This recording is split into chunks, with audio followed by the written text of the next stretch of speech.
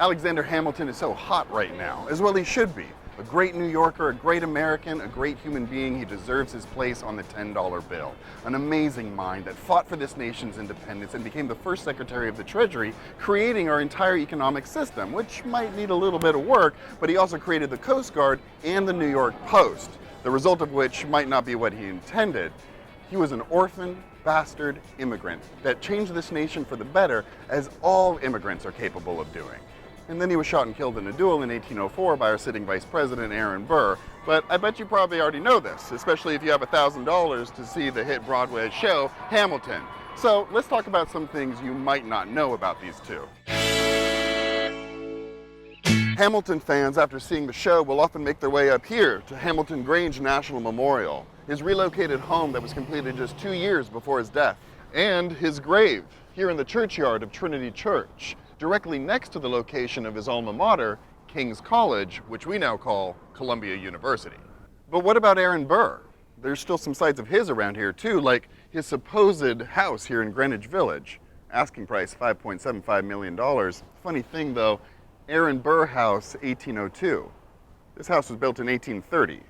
There's a lot of funny historic markers around here. You can still find his old stables here just a few blocks away. This is now a restaurant that him and his daughter Theodosia frequently haunt.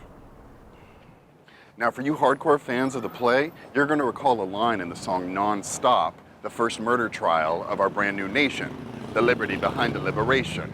Hamilton and Burr did work together to prove the innocence of one Levy Weeks for the murder of his girlfriend, Elma Sands, whose dead body was found 1 week later in the bottom of a well. Now this well still exists, and it's here in Soho. It's actually in the basement of a high-end retail store. Now, we want to show you the well, but they probably don't want us filming on the inside. So we're going undercover.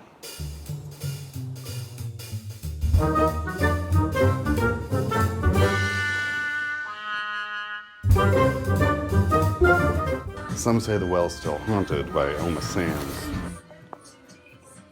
Despite witnesses seeing Weeks measuring this well just days before the murder, Hamilton and Burr got him acquitted in just minutes.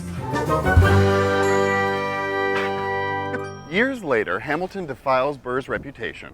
Burr challenges Hamilton to a duel, and Hamilton accepts. However, the duel can't take place here in New York because dueling had already been outlawed here not long after Hamilton's own son was killed in a duel. So, Alexander Hamilton and Aaron Burr get into separate rowboats and make their way here, to New Jersey, where you could get away with stuff like that. Supposedly, the duel took place here, where the $6.2 million home now resides.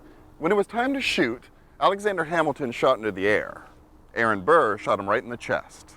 Hamilton rested his head on this rock until he was finally boated back to Manhattan, where he would die about a day later. Was Burr homicidal? Was Hamilton suicidal? Maybe both. But what we're sure of is that these stories make a great Broadway show.